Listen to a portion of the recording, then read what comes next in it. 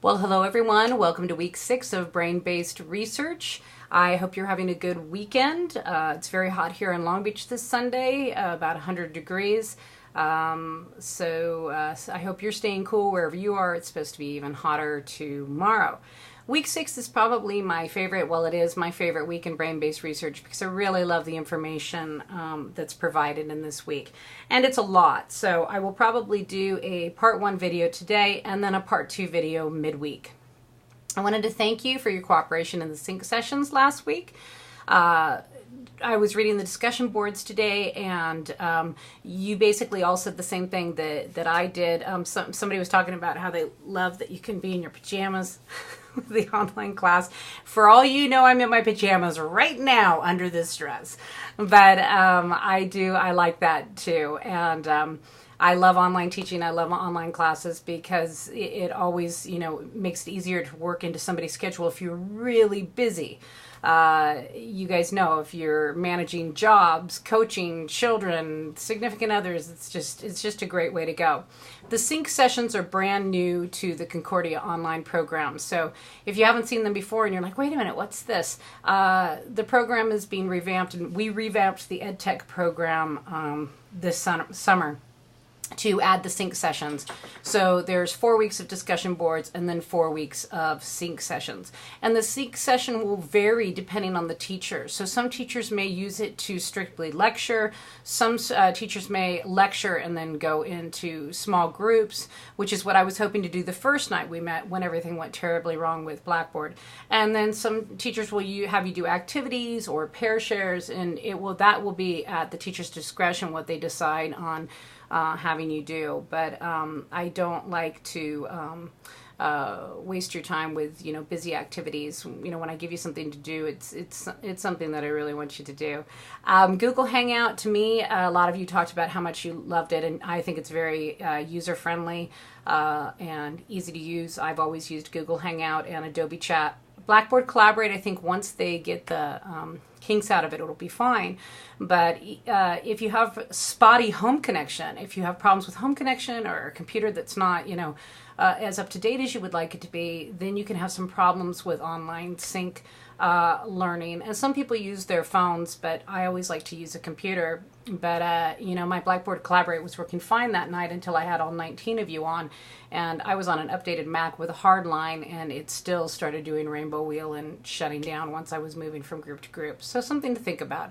I also like the intimacy of Google Hangout. 246 is usually like a good max with that 6. And I think it's nice for people when they're sharing.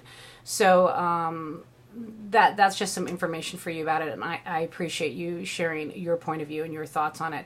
Several of you brought up the capstone project too, and I'm assuming you're talking about the capstone project at the very end of the MyAd program, the final capstone. I don't believe you're talking about like the final project in our class. I hope not.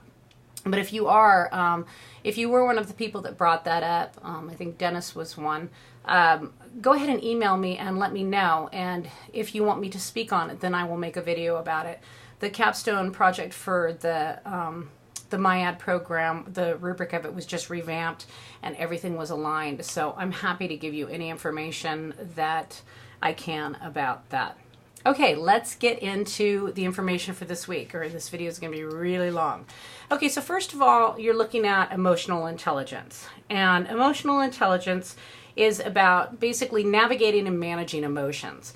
And there's a 4-branch model of emotional intelligence that we like to go by, and it involves capacities, areas of capacities or skills that describe EI, accurately perceiving emotions in oneself and others. So let's start with that one. Accurately perceiving emotions in oneself and others is a skill that we as teachers, counselors, coaches, admin, it's a really important skill to have. How to navigate people, how to read people, how to know when a child is in distress or something's going wrong and they're not going to be able to learn that day until you're able to work through it or you give them some space. Some people are easier to read than others. It depends on, their facial expressions. I'm sure you can tell by my facial expressions, the way I am in these videos that I really do that saying, wear my heart on my sleeve. I do. You know when I'm sad, you know when I'm angry. I try to hide it, and people just read my face and they go, what's going on with you? Or, Miss Wood, are you mad? And I try to have the poker face, but I'm not always, very good at it.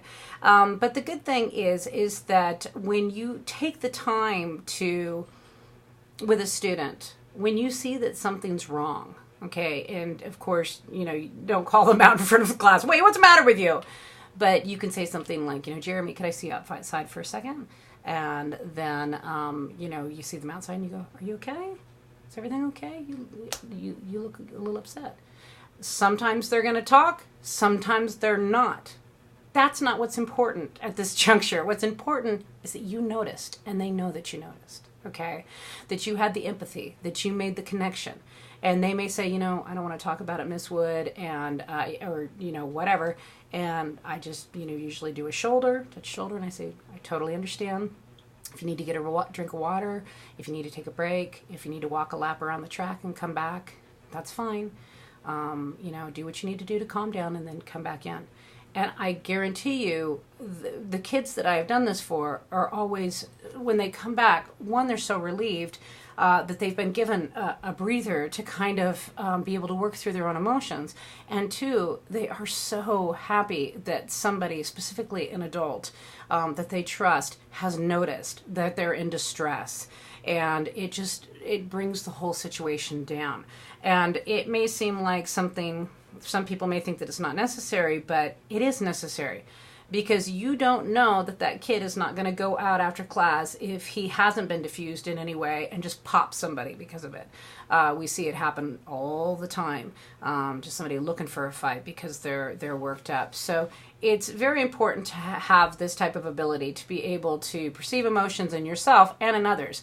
In yourself, meaning, I hate this saying. It's always bothered me, but it's true, kicking the cat. How many times have you had a bad day and taken it out on somebody, a significant other, your own child, a student, snippy, snappy, and then you've got to backtrack and make it up because you know you were wrong. So being able to perceive emotions in yourself means, okay, I need to step back.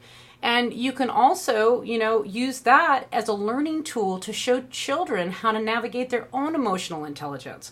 When I feel snappy with the class, I step back. I seriously, physically step back, and I say, you know what, you guys, give me a minute. I said, I'm having a day, and I'm a little bit fussy, and I don't mean to take it out on you. Sometimes I'm stern with them, and I'll say, you know what, I know I sound really stern right now. I'm not angry with you. This is just very serious to me. And just being able to clarify that teaches them how to do the same thing. Okay, the next one says use emotions to facilitate thinking. And basically, I just described that when I was perceiving my emotion. It wasn't just perceiving it, it was acting out on it and what I was going to do with it. Understanding emotional meanings and managing emotions. That's where you don't want to, managing emotions is you don't want to fly off the handle with kids. You don't want to totally lose it and be a poor example of how to manage anger. And sometimes people think that, you shouldn't show any emotion with children at all. But what they have found is that when children have an emotional connection to something, they hold on to it forever. And I'm not talking about like a bad situation. I'm talking about something they learned, okay? And they're with you. They stay with you. There's a connect to it. Emotion, we know that we see emotion in humor and film, in comedy, in music, in art. And if we pull that emotion into a classroom, we can make a big impact. So sometimes when I'm telling them stories, I will find ways to bring in emotion to American history literature that will help them connect to it. More often than not, when teaching about the Founding Fathers, all emotion has been taken out, and it's like, teaching this non-fat, plain vanilla yogurt class related to what these people were like. But if you bring in the emotion, if you bring in these personal stories related to them, suddenly they want to connect. High school, of course, anytime I talk about, the romantic relationship of John Adams and Abigail Adams, suddenly those people aren't so boring anymore.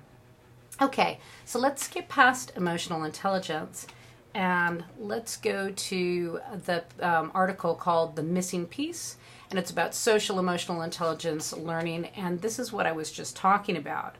It says that emotionally intelligent individuals stand out. Their ability to empathize, persevere, control impulses, which we've already known from our brain-based research is already something very difficult for students to do, especially in the teen years. Communicate clearly, make thoughtful decisions, solve problems, and work with others earns them friends and success. They tend to lead happier lives with more satisfying relationships. It's pretty self-explanatory why.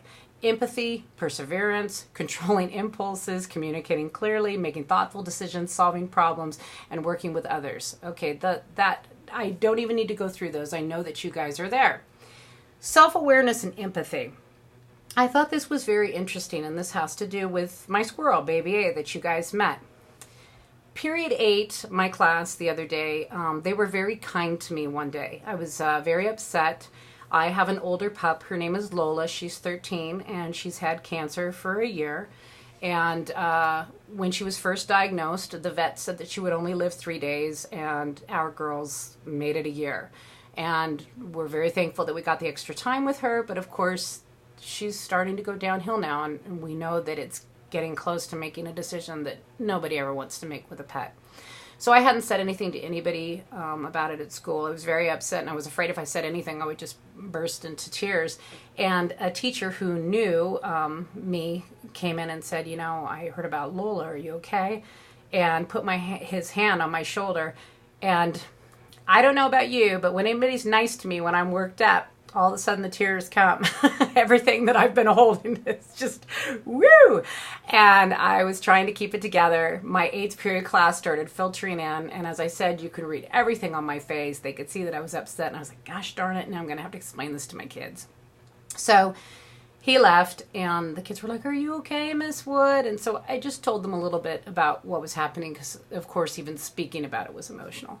And, one of the students, Mia, she got up and she hugged me, gave me a big hug. And I mean, this is the first month of school. You don't always see this with students, especially high school students. And all of the kids just, started sharing, thoughts about their pets and pets they have lost and pets that they loved and showing empathy. Okay, they were showing empathy. And so I wanted to reward them for being so kind, and so I told Period 8, I said, I'll bring the baby squirrel in on Friday, and you guys can bottle feed him. And they were just so over the moon. So here I bring this baby squirrel, and he's finally big enough that he's, really at a fun stage where he's jumping all over the place. And, we've got big bottles of hand sanitizer for after the activity. And the squirrel, they're all linking arms, the students all across the room, and the squirrel's bopping all over the place and saying hello. And they're all exclaiming at how soft he is. And, of course, Instagramming pictures of them with this baby squirrel. And just so joyous, just so happy to be in class with me. And so then when, the baby was tuckered out, we put him into his little box to go to bed. And one of the kids said, gosh, it's such a bummer that we don't have any animals to care for at school. And it was like a record skip for me. And I went, well, what do you mean you don't have animals to care for? I go, when I was growing up in science class, we had rabbits, and we had guinea pigs, and we had rats, and we had baby chicks, and we had all these animals that it was our job to care for them and to take care of them. And one of the high school boys, he goes, we only have dead animals we have to dissect, Miss Wood. And I was like, oh man. And I thought, what a loss.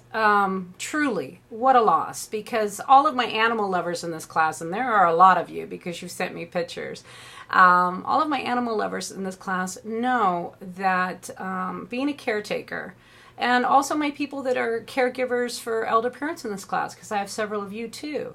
Being a caretaker is a difficult job, but it also gives a lot of opportunities for grace.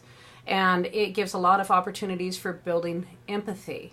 And I think we're missing that at my school. And I was really sad to know that the students were not having that experience where they were taking care of something delicate and fragile, and showing love and care and kindness for it, and that helps them to grow in their emotional intelligence and their social intelligence. In Fisher and Frey's new book, which you're going to start hearing all over the place now. We had the EEEI stuff. Now they're doing GRR. I don't know if you guys have heard of it yet, but you will, trust me. But Fisher and Frey in their new book, they said that the biggest, what's that called?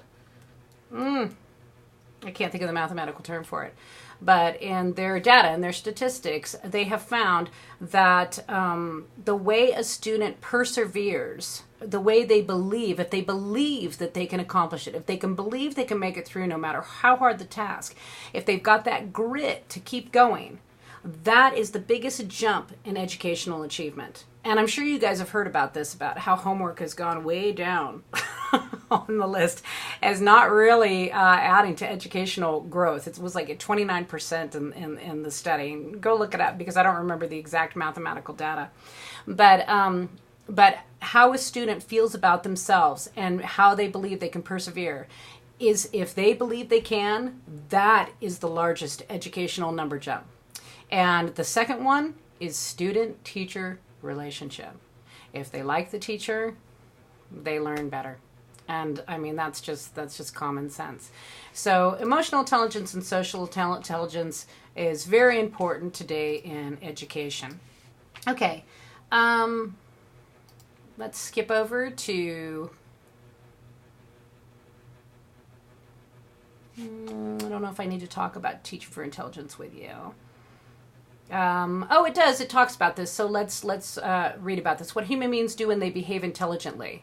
What follows are a dozen suggested characteristics of intelligent behaviors that teachers and parents can teach and observe. Number 1, persistence. Persevering when the solution to a problem is not immediately apparent. Students often give up in despair when the answer to a problem is not immediately known. They often say, I can't do this, it's too hard, or they write down any answer to get the task over with as quickly as possible. They don't take the time to analyze the problem, to develop a system of problem attack. Students demonstrate growth in thinking abilities by increasing their use of alternative strategies of problem solving. So they have to come up with systematic methods of analyzing a problem, knowing ways to begin, knowing what steps must be formed, what data is needed to be generated or collected, and persevere. And we know that this perseverance is not just in the classroom, it's in life. That's how we keep going.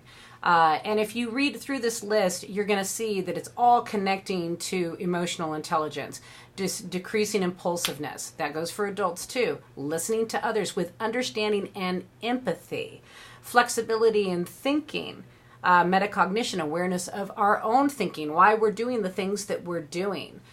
So when you look through this, I think you're going to find this very, very interesting. 16 Habits of the Mind is a list, and I think that it's just kind of a short and condensed version of what was just in the previous article about persisting, managing impulsivity, listening with understanding and empathy. Something great that you could share with your kids or in your classroom, maybe have a collaborative lesson on it. The interviews, I'm going to wait to go through the interviews until part 2 of my video because I don't want to go too long on this. And then in the video, hand gestures, movement makes math memorable. I already spoke about that at the beginning of this lesson. And illustrating democracy, art brings words to life. I think that's really interesting too. Those are both elementary videos for elementary teachers, and I think that you will appreciate and enjoy them. I can tell you that in my classroom, illustrating democracy comes in numerous ways.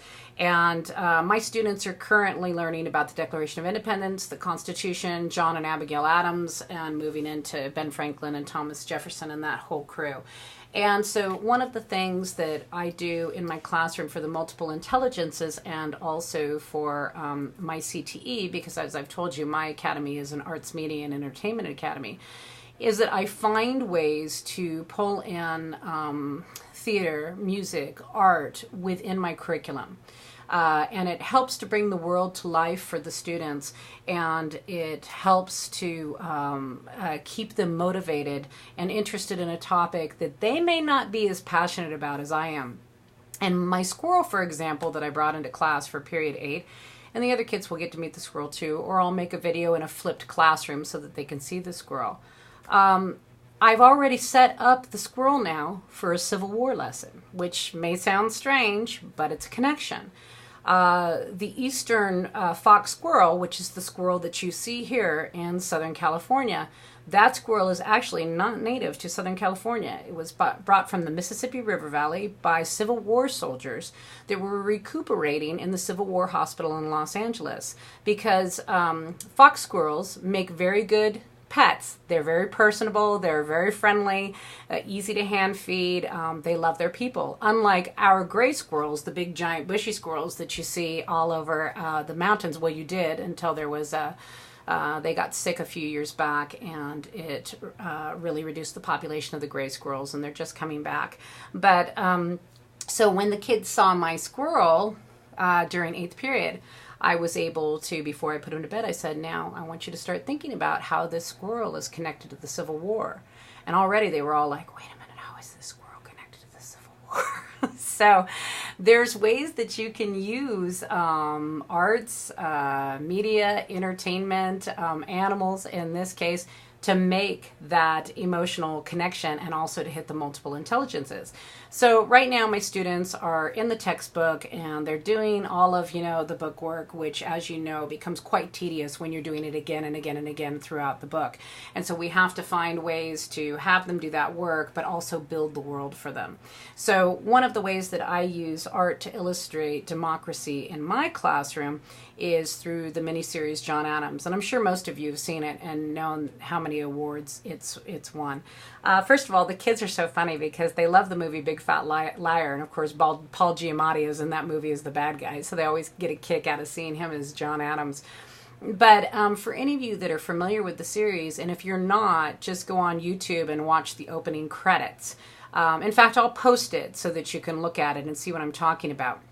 I have all artists in my class. So first we listen to the music, and then we discuss in the opening credits how this music is patriotic.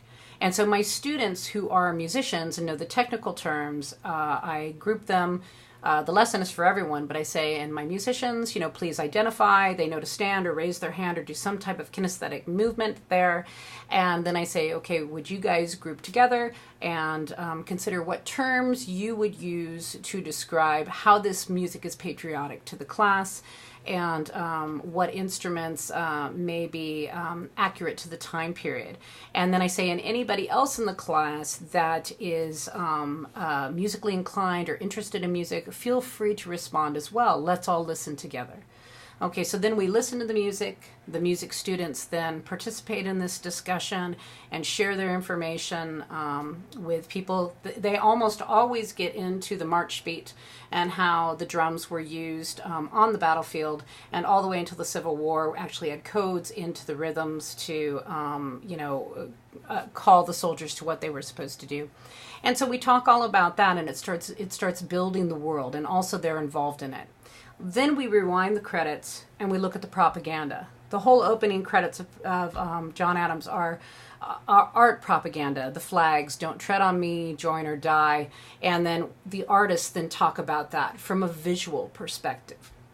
Then when we get into the opening scenes, the theatrical people can start talking about their interpretations. And in that way, they are all leaders in this discussion. It's not just me. And they're all teaching each other things. They're listening to each other and learning. And then when we are done with our segment, we never watch it the whole thing. I mean, we only watch part 1 and part 2, but we still only watch that in segments because it's such big chunks of information. Then when we are done with our segment for the day, we go back and the artists collaborate together, the musicians collaborate together, the theatrical people collaborate together, and then they collaborate cross-wise.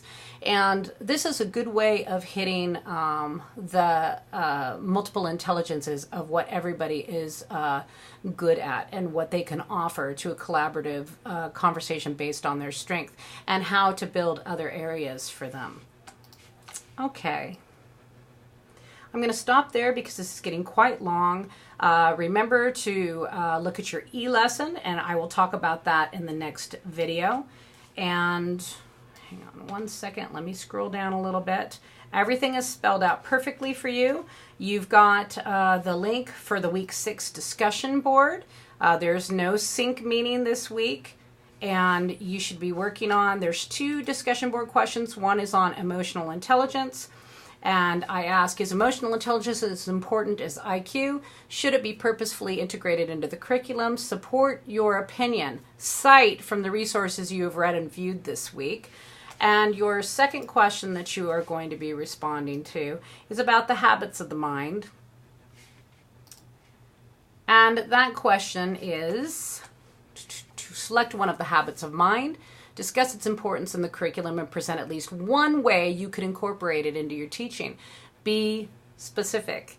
And then don't forget to post your response no later than Thursday and respond to peers by Sunday. I hope you have a wonderful teaching week, and I will get back to you midweek with more information about week 6 lesson on emotional, social, and multiple intelligences. Take care.